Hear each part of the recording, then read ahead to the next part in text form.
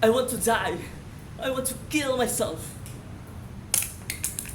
Have you ever heard someone saying this statement? Let me rephrase my question.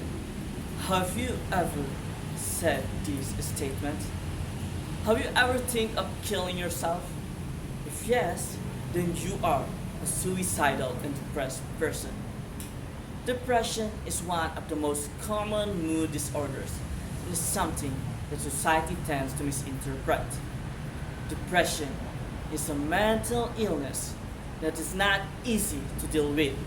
In fact, depression is energy consuming and leaves the depressed individual very emotionally and physically exhausted. Depression is applied to the 21st century. According to the World Health Organization, it is estimated that 3.8% of the global population, or approximately 280 million people in the world, suffer from depression, and 5% of which are adults. Ladies and gentlemen, depression is not a joke. How can I say this?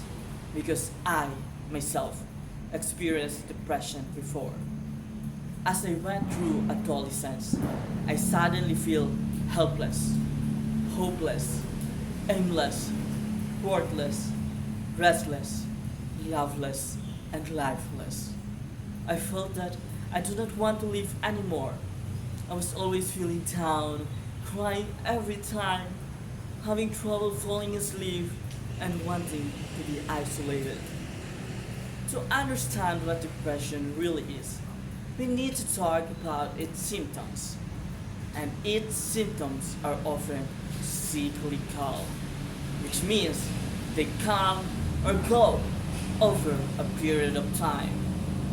First of all, depression has symptoms related to how someone feels.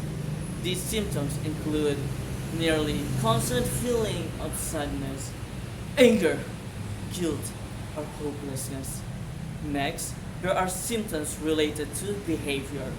They include social withdrawal, lack of energy, low motivation, poor concentration, sleep problems, and significant changes in appetite. Finally, symptoms related to thoughts that include poor self-esteem, loss of interest, and thought of suicide. Researchers believe that depression is caused by a combination of factors, such as an underlying genetic tendency towards the condition and certain environmental factors that can act as triggers. Most depressed people are suffering mainly because of imbalances in certain chemicals within their brain called neurotransmitters that impact mood regulation. These include dopamine, serotonin, and norepinephrine. The theory is that having too much or too little of these neurotransmitters can contribute to depression. Struggling with depression is tremendously difficult. You want someone to help you, you want someone to understand you. However, most people around you will not understand your condition. They will just say, just enjoy your life, lift up your spirit, keep yourself busy, don't be so dramatic, don't be attention seeker. Even those with depression might have a hard time understanding what they are experiencing, and they often blame themselves for not being able to step out of it. Depression is not just a mindset.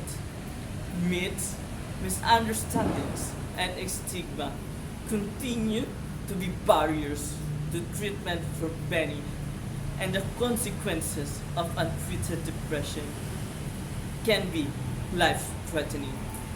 Sadness is part of being human, a natural reaction to painful circumstances. All of us will experience sadness at some point in our lives. Depression, however, is an illness with many more symptoms than an unhappy mood.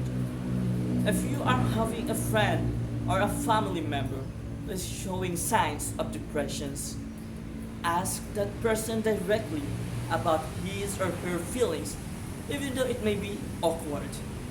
Listen to what the person has to say and take it seriously and respectfully.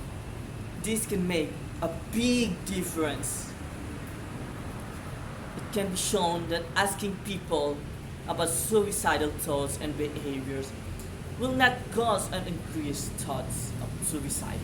That being said, asking someone directly, "Are you thinking of killing yourself?" can be the best way to identify someone at risk for suicide.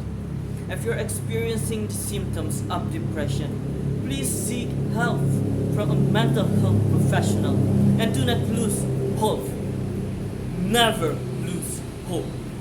As an American author, John Green once said, "There is hope even when your brain tells you there isn't."